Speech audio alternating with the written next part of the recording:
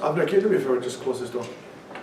Even though this Parashat Chayei Sarah, deals with the death of Sarah Imenu, it's still called Chayei Sarah, the life of Sarah. And then it talks about Chaim, life, and not death.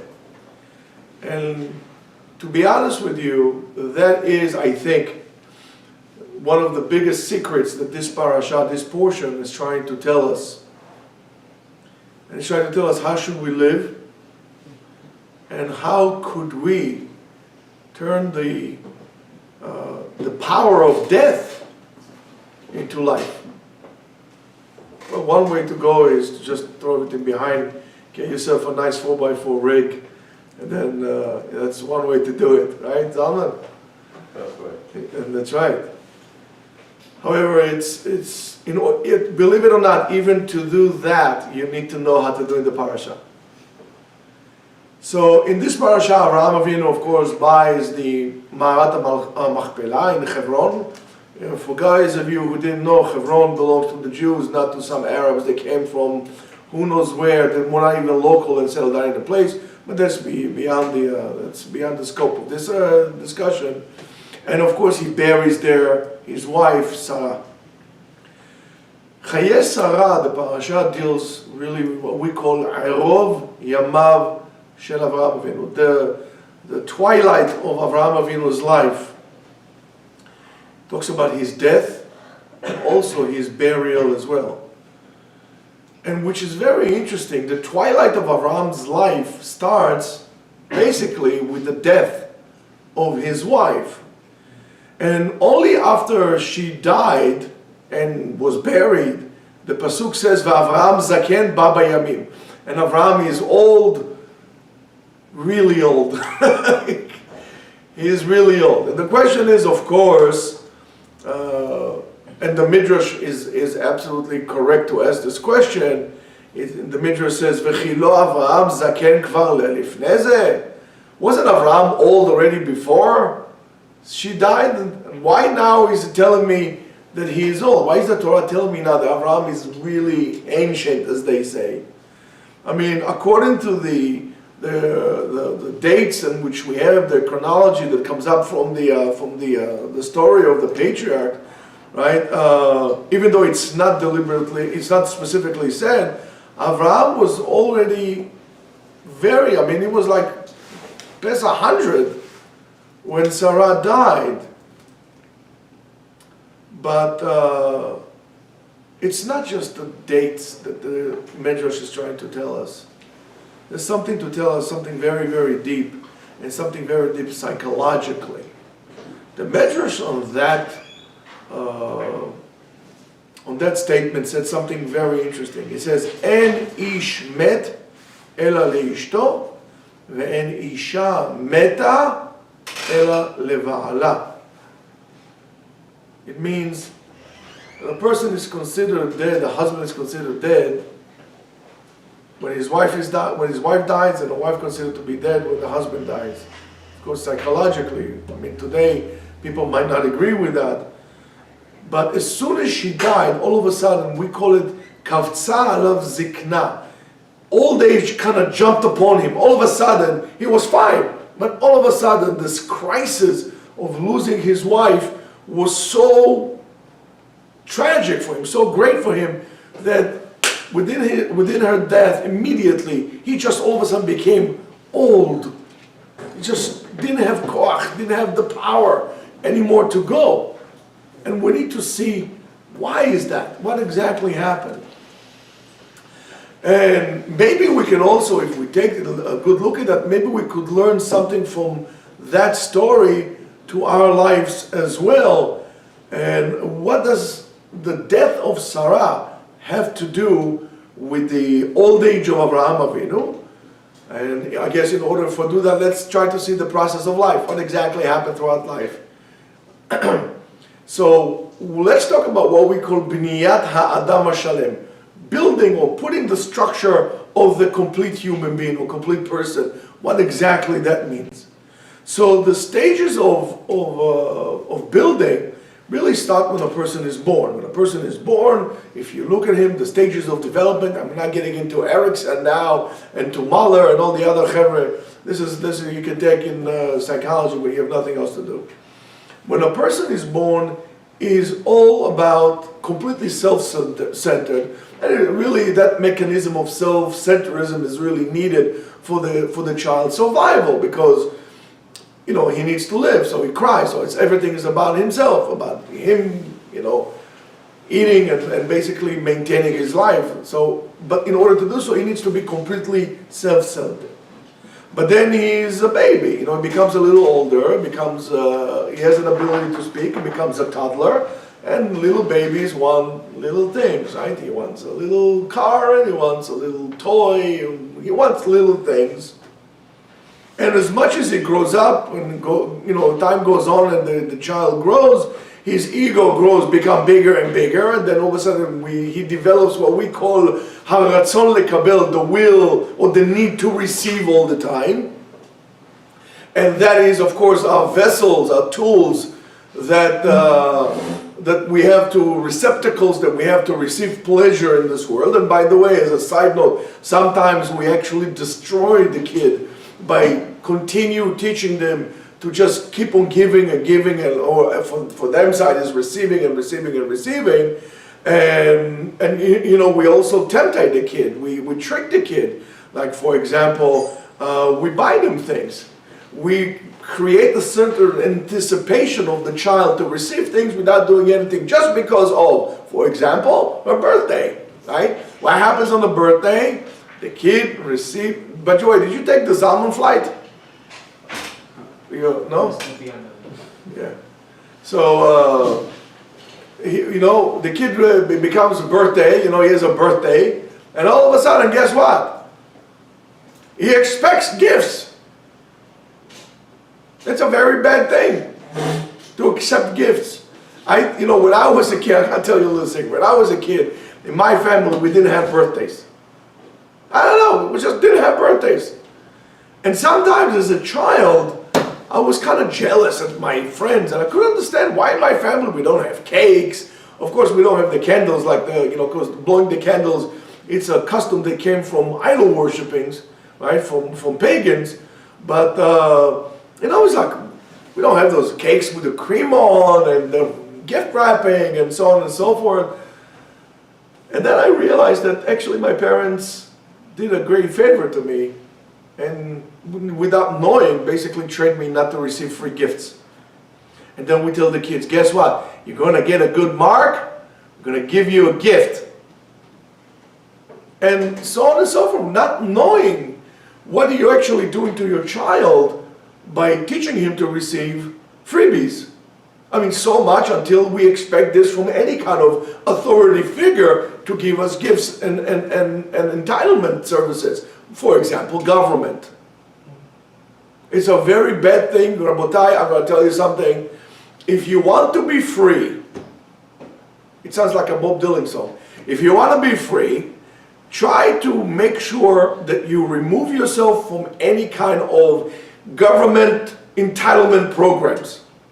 Medicare, Medicaid, whatever they give, free food stamps. Guys, go to work. Don't get food stamps. Pay your way around. It's a very important thing to pay your way as you go. Don't get freebies. That's freedom. It's a very bad thing. I mean, psychologically, in terms of your behavior and your attitude and your way of thinking. I mean, if you want to succeed in your life, first stage is not to get freebies. No, thank you, it's okay. I don't need it. Chazal was so smart. They say, Soneh matanot yichyeh. A person who hates gifts should live. I don't know, as a child, I never understood that. I had always problems with it. So, man, Chazal is so cruel. But having a life of expectations and a sense of entitlement is not worthy to call life. So yes, maybe you are breathing as an organism, but in terms of livelihood, that's not life. You want something? Go get it. My father, alav shalom, never worked with a credit card. Never had a credit card. And I said to him, Abba, what's the big deal? Just get a credit card, go. He says, Habibi, the lesson is like this. I have the money, I buy it. I don't have the money, I don't buy it. I said, but what happens if you want something? I said, well, sometimes I need to come to grips with the terms that I don't have the money and I can't buy it. I don't feel entitled for something to put me in debt. It's not worth it for me. That's another thing that you should try to avoid is credit cards. I mean, without talking about fake news and all this stuff like that, I mean, why do you think that there is such a tendency of government and so on, of big parties or big bodies like banks and so on, for you not to work with cash? Because once you work with cash, you're king. You don't have to give a report to anyone, and you can, you have control over the situation. Because if you don't have the money, you don't buy it, so you have control of the situation. All these things, credit cards, bitcoins, all these things teach you one thing: not to have control. It's a tool not to have control, base driven on what we call haratzon lekabel, the will to receive. All I want to do, very selfish, I want to receive. That's good when you're a child, but when you're a grown donkey, you don't need that lack of control. You need to have control. You need to be able to understand things a little different. You don't need that for your survival. And that's a very important lesson for you to learn. Tell Uncle Sam, with all due respect, we gotta careful from uncles who, we'll sit in basements and do all kind of crazy things, if you know what I mean, right? So then all of a sudden, it becomes until the age of 13. And 13, we says, listen, something is happening here, and if the kid was lucky, he gets Torah, he gets mitzvot, and so on and so forth. And together with Torah and mitzvot are basically the tools, the instrument in which he could break his ego and basically fix his world. And now pay attention to this concept that I'm telling you, fixing the world. We'll talk a little bit about it later. And on the other hand, when he gets older, he already has like big concepts. It starts to engage with big ideas and concepts like that. At the beginning he wants little things, and now he also wants bigger things. He wanted a little car, now he wants a big car. Now he has to have, big needs and so on and so forth. He might even be so special that he really wants Olam Haba, the world to come. He wants heaven. And that's something important, because that he wants spiritual achievements. He doesn't just want physical achievement. He wants spiritual achievements, which are really the great things. There is not much difference between having a matchbox car and to have a real car, besides the fact that one costs more than the other. Both of them serving your ego, serving yourself for acknowledgement of the other people around. That's basically what it is. I mean, if you think about it, I love Corvettes, I love Mustangs. Until recently I had a Mustang GT that my son took away from me, right? But if you think about it, I mean, you know how old my car was? It's 20 years old. I didn't care. I mean, it's a car. It's just a car. But if you let the car define who you are, then you got a problem. You got a problem. It's like a cinder block, or cement block that just sinks you down and you sink like a stone. Because you know why? Because the times they are changing. Time is ticking, and it's time to reach other things. So now, the order of building the Adam HaShalem, what we call, is in stages. And a person needs to go through the stages. You can in one day become perfect. You can become whole in one day. In any case, whether it's your spirit or it's physical, you have to understand that you need to engage and commit yourself to the process. You need to commit to the process. And once you commit yourself to the process, you might reach what we call Nekuda Emtzai, the central point. And the central point, of course, is what the Rambam writes, that a person needs to go B'Shvil Hazav, in the golden path. And in other words, not to be, for example, too a big spender and not to be too stingy. You need to be somewhere in the middle. That's Shvil Hazahav. And if you, for example, reach a certain level of radicalism on one side, for example, you became very, very cheap, right? So in order to become to the center, you need to be very, very big spender. So it takes a lot to correct, to make that correction. And that's, by the way, something that it's very scary to me.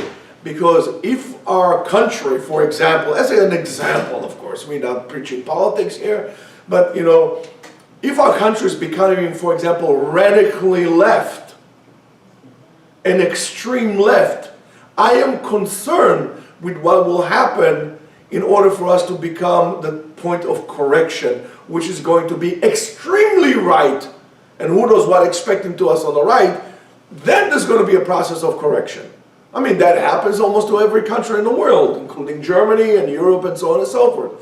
From extreme left, they became extreme right, or actually extreme right, they became extreme left, because the National Socialist Party of Germany were a left-wing party, right? With a lot of the things that left-wing parties do, which is basically control of the people, extreme control of the people, and then of course they had to go to a complete point of destruction in order to reach somewhat of a middle point that happened somewhere in, let's say, the 60s, 70s, and 80s, and after that they went again on a left path, and it's always going to be like this. So I'm very concerned with the process in which we are going, and you have to be able to identify the process and to understand what's going to be. And it says that, for example, a person needs to mimic or understands the qualities of Ribono Shel Olam, of God, you know, to be like Him, right? As much as Hashem is only mashpia and does not receive, God does not receive anything. Receiving, and you need to understand, receiving indicates lacking. And the more you need to receive, the emptier you are. God does not need anything. That's why God only gives. So you think also now, at your stage, each and every one of you, where exactly are you holding? If you always want to give me, give me, give me, you might want to just stop for 1 second and see what is wrong with you that you're always receiving. It's like a person that's always hungry. He's always hungry. There's something wrong with him, right? So you need to fix it. The same thing here. A person needs to do whatever he can in his power to be mashpia. But if he's mashpia and doesn't receive, so in a way, why did he come to this world? You know, because HaKadosh Baruch Hu created this world in order to what we call lehetiv lebruav, to make the world, to do good with the people. And if a person is going to reject everything, so therefore the whole process, the whole purpose of creation is not going to exist. So in our neshama, in our soul, in our spirit, there are different levels. There are different levels, which are the nefesh and the ruach, and usually are, they're established in the world, and whatever needs you to get going in terms of your, call it the Sigmund Freud concept of Kabbalistic approach, right? So you have the nefesh, which all your needs and so on and so forth, to eat, and when you have ruach, when there is going to be ruach in the world, more spirit in the world, which is the driving force in every organism, because that's what HaKadosh Baruch Hu blew into our head, into our beings when He created us. That's the ruach, right? Because we said ruach Elokim merachefet al pnei hamayim. So then all of a sudden things is going to be different. The world is going to be more calm, because it's going to be Shefa Elyon, superior abundance coming down to the world. And that's why it says on Mashiach, when Mashiach comes, it says, and I'm quoting him from Sefer Yeshaya, for those of you who don't know, is Isaiah 11.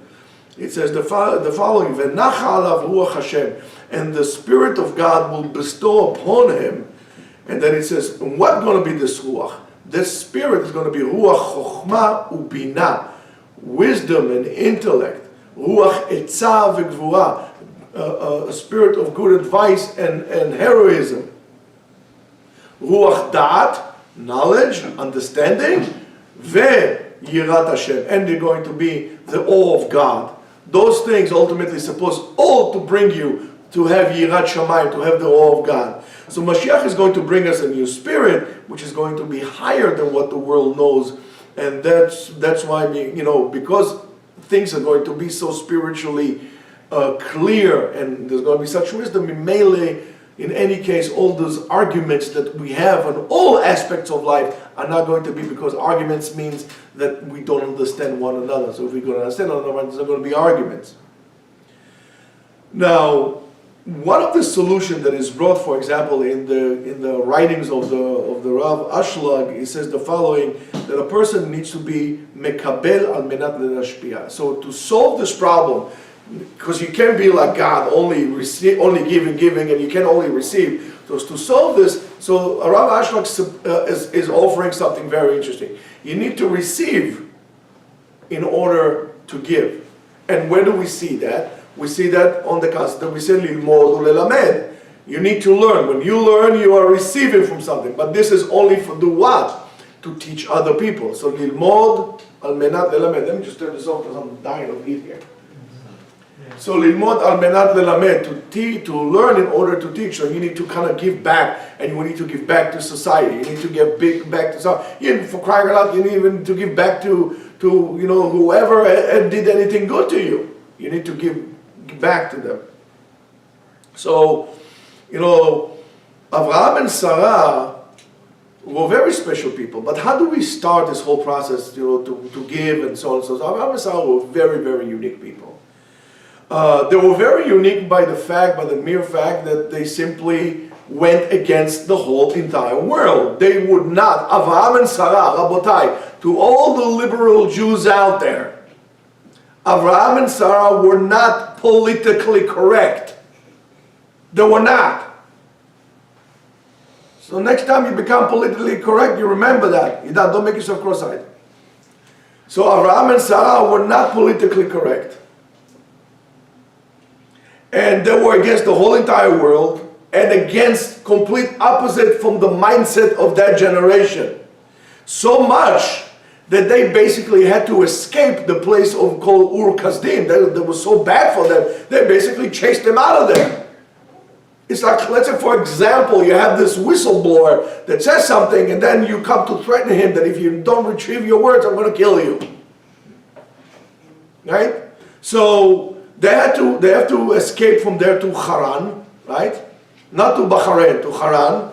And because of their what? Because of their ideas and because of their dreams. They had a dream. And Avraham and Sarah, yes, Rabotai, before Martin Luther King, there were other people that had dreams. And Avraham and Sarah had a dream. And they dreamed that one day, maybe, every man will have the honor to receive human dignity. Their own human dignity. Why? Because every human was created what we call B'Tselem Elokim, in the image of God. So just because of that, which is at the time, and I'll tell you the truth, even today, somewhat of a great idea, quite of a revolutionary idea. And so not only Abraham and Sarah had a dream, not only they were not politically correct, but being good Jews that they were the first revolutionists.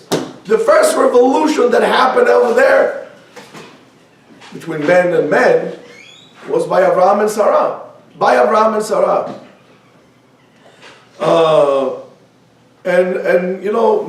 Maybe today you start to see some things are moving about this, and you see the process took us thousands of years to achieve that, to reach that. And however, you learn from here something tremendous. In order to see this dream to be fulfilled and to see that mankind, you need to have a dream. Only a person that has a dream can go forward. If you don't have a vision, and I'm not talking about vision that you get from smoking weed or something like that. Right? I'm talking about a real vision, a dream.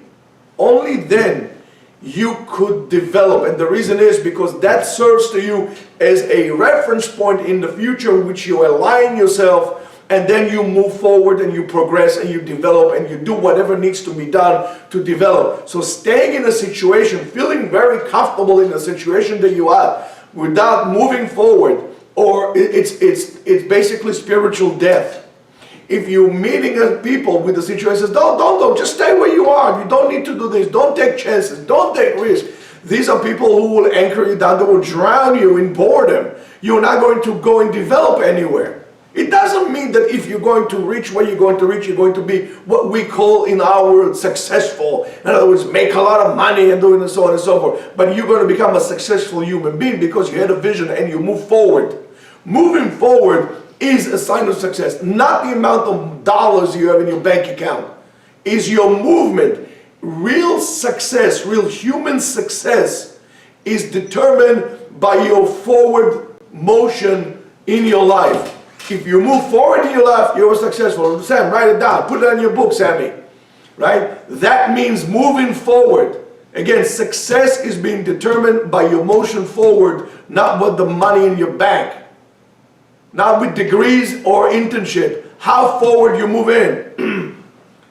So, you know, if we're going to look, for example, at the history books, are really full with stories about people that dare to dream on something that at that time seems completely impossible. For example, I mean, women voting, whether you like her or don't like her, whether she was elected or not elected, just the fact you have an American woman vice president, regardless of the reason she was elected to become vice president, it's a new thing. You know what? For that, it's a good idea. I'm not a Democrat. I'm not a liberal, but I'm talking about the concept. Let's look at things a little different. Just the fact that we have in America, look how long it took the United States to have a woman vice president. It's like almost 300 years. Almost. Well, you know, whatever, 250 years. Okay? That's a long time. Who would dare? If you tell Susan B. Anthony, you know, the woman on the, yeah? So if you tell her that one day there's going to be a woman, you know, whatever, vice president, she'll say, hallelujah, I don't care what she is, if she has two heads. You know, I don't care if her husband is Jewish. It's okay as long as she is president. And most of us, by the way, are afraid to dream.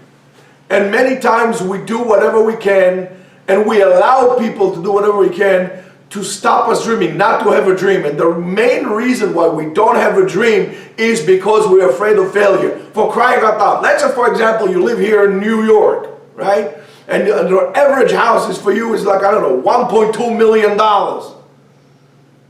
Why in the world would you buy a house here?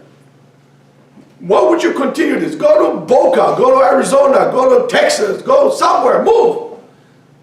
You afraid of failure? Staying here is a success. You're going to be a slave. Moving forward, that's something else. But we're afraid to fail. However, the fear that we have should be a different fear. We should be afraid, not of fear of self. We should be afraid of something else. We should be afraid of living life without a dream. That should be your fear. That's what you should be your concern. Not about what we call failure. Okay, so I succeeded. So I failed. Okay, I tried very hard in my life to do something, and guess what? It turned out to be that I am a nothing. Good. That's an achievement. You gotta tell me, excuse me, what are you, out of your mind? I said, no, you're out of your mind. Why? Because if, for example, I realize that I'm a failure, so okay, fine, stop doing something about it. Build yourself up and up. Slowly, slowly. But what will happen if one day you're gonna wake up when you're 70 years old, then you're gonna realize you're a failure? Then what? Are you gonna be able to change it? You're gonna mourn yourself to death at 80.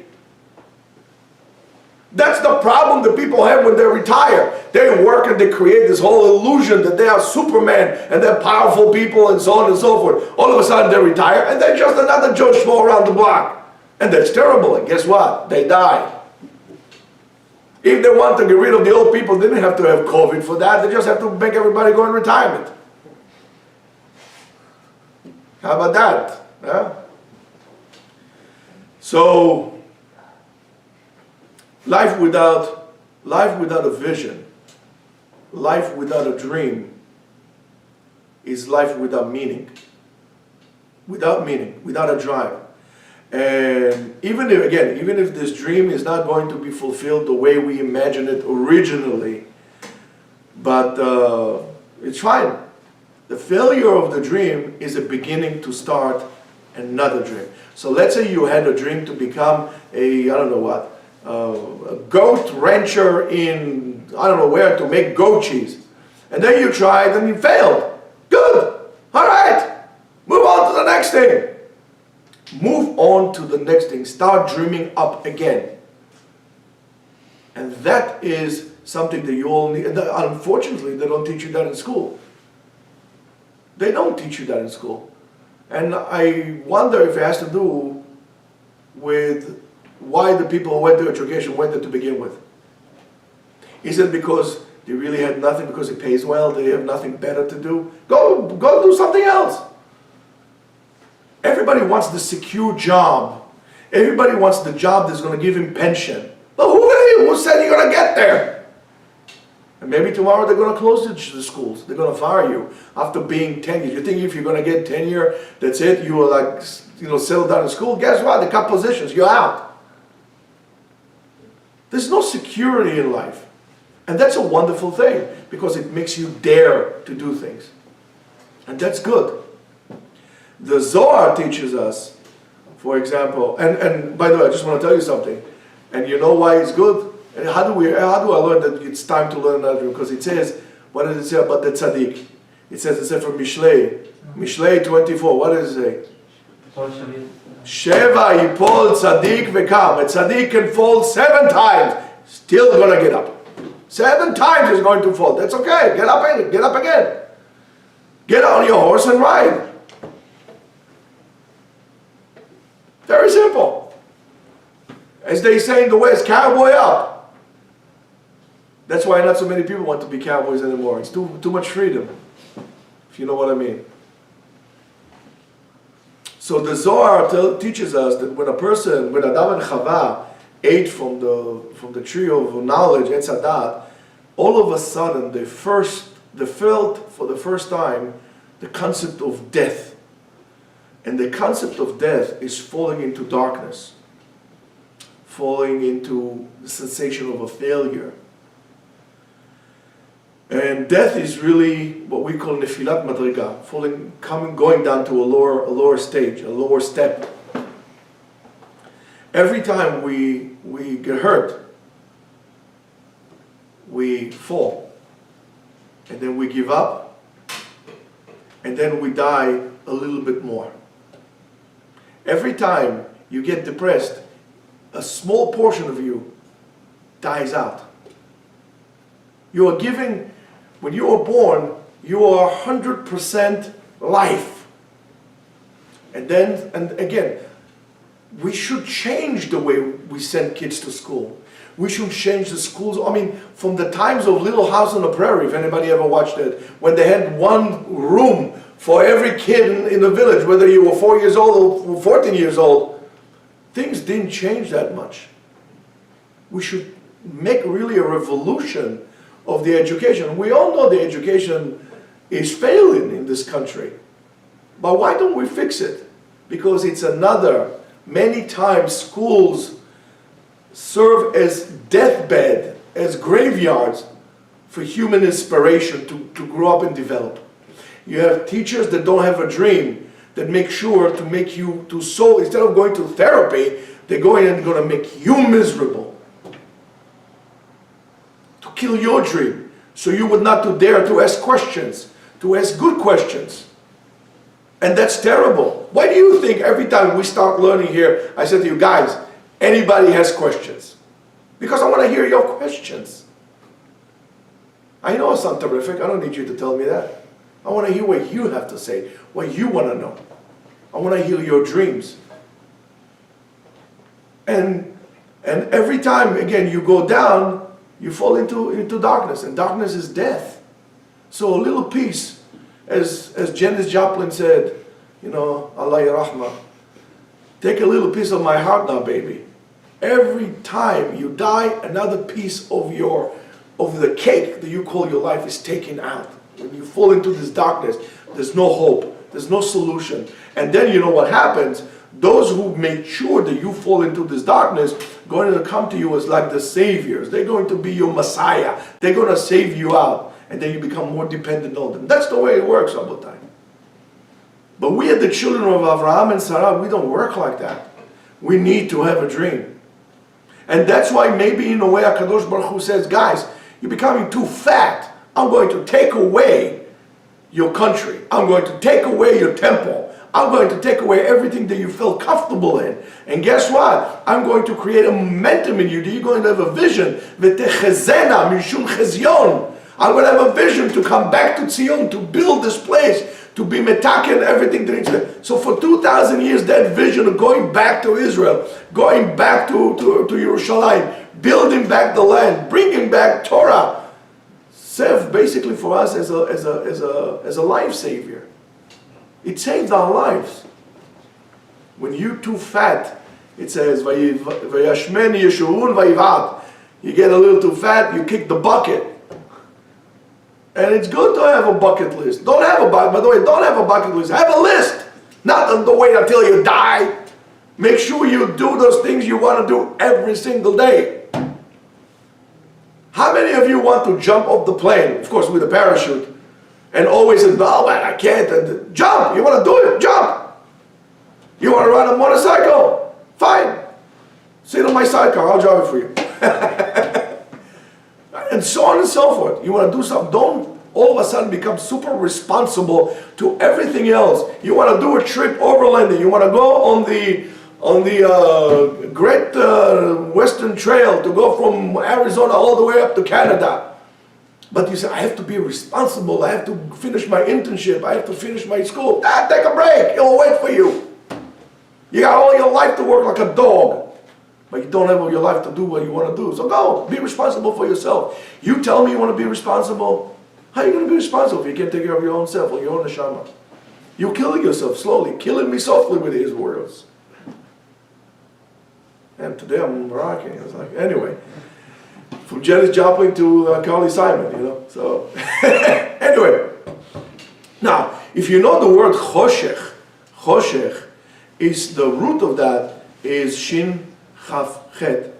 So that darkness, and pay attention to this, that darkness of Choshech seeps into your cells, seeps into your DNA, seeps into, you know, everything in you. And then you slowly die. And that is the same letters of Choshech is Shachach, to forget. And what do you mean? What's the connection between that and death? It's very simple. You know, our cells always reproduce. We always rejuvenate ourselves. And what happens all of a sudden that we die? We forget how to reproduce. It changes our DNA. In a way, fear or lack of dream or darkness is spiritual cancer.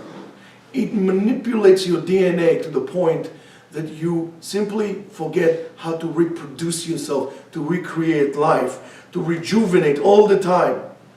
So when it says, in our parasha that Avraham Avinu was basically dying, it says Zaken v'savea. In other words, he lived full life.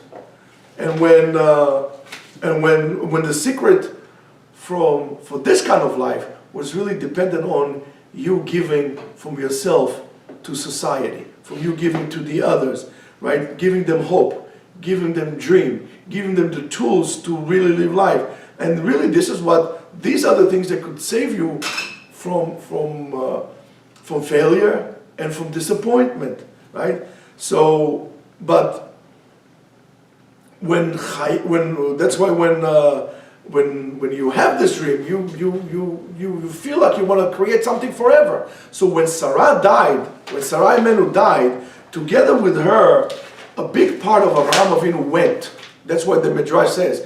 En Adam met ela leishto, and Isha meta ela lebaala. So with Sarah, she was his partner. She was his partner for this big dream. A part of this dream went with her down to the other world. And a person without a dream is an old man. Old men usually don't have any more ambitions to go and to create and to move and dreams. They just want to maybe sit there in a corner and die. Maybe in dignity, of course. No diapers and so on and so forth. But they don't have dreams, no ambitions. So Avraham, you might say, took Torah. Maybe he took other mistresses with him. I mean, to him. He had other women after Sarah. However, the portion of Sarah being his partner in this dream was gone forever. Was gone with her. Nobody can substitute Sarai Menu with a dream in terms of the spiritual aspect. Physical, hey, you can do it. Spiritual, there's only her. She was his other half. He was not complete anymore. He was not shalem. He was not complete. She took a dream. He became old. He had lost any reason to live from this point on. Now, if we're going to look at the word choshech, darkness, chet shin chav, right? The gematria of that, the numerical value of that is 328. Remember, a person that falls into darkness and then he shocheach, he forgets the same letters, right? Just different order. It's the same 328. You forget that there is light. Therefore, he becomes like a kli cheres. The gematria of kli cheres is also 328. And when it's broken, you can't fix it anymore. When darkness comes into you, you can't fix it. So therefore, cheres shenishba, what we say, en lo takana. You can't fix it. That's what we don't tovel it. Basically, it becomes or lelo kli. It's just a light without a vessel, because we know in order to get everything. So light without a vessel, or lelo kli, is also 328. The gematria of choshech, of darkness, tells us zu avodah zarah, falling into the path of despair, of darkness, of no hope. If you write zu, that, avodah zarah, idol worshipping, it's the same gematria, 328 choshech. So when you're depressed, that's what we say, ivdu et Hashem besimcha, worship God with joy, not with depression. So if you feel that you are locked and you like this, break the lock, cut the rope, break free, do something. If you feel that your life is in the jam, do what we call the dynamite solution. You know what's a dynamite solution? When they were doing loggings, the logging industry, they used to put a lot of logs through the river. That's the cheapest and fastest way. But sometimes when the river curves, there is a log jam. And you can't really undo it. And sometimes you're talking about, millions of logs being jammed in the river. You pull one, 3 others come in. You pull 300 come in. It's stuck. So what do? Take a dynamite, boom, explode it. Then everything flows back again. Sometimes you need to do the dynamite options in your life as well. When you look at every direction, it looks clogged. Break free. I don't know, get a Harley, go somewhere. Go somewhere. Go become soldier of fortune. I don't know, go somewhere. Go to the army. Go somewhere. Do something different. Create a dream. Create an opportunity for yourself. You must create opportunity for yourself. I know this is not your typical parashat. It tells you Rashi says this or Rashi said that. But that's my way of looking at it. I'm trying to see what it tells me. What do I learn from that? What could I share with you so you would not make the mistakes that most people are making? We need to understand that. And if you're okay with it, you're okay with that. Yeah, have a l'chaim. If you're not okay with that, have a l'chaim. You know, it's going to be good. Don't worry about it. Now, and why it's avodah zarah? Because we forget already that there is Hashem, and there is mitzvot, that there is Torah. We forgot what to do. That's why Torah and mitzvot are your island of refuge. These are the tools. You have skills. You have tools. You can fight. That's how you fight. And then we fall into the klipot. We fall into the darkness. Only with emunah, and only with emunah and Torah, we could be saved, we could help ourselves. And then comes the great light.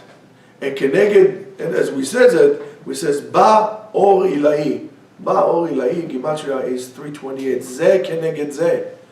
So you need to understand, through the darkness, you have the tools to turn the darkness into tremendous light.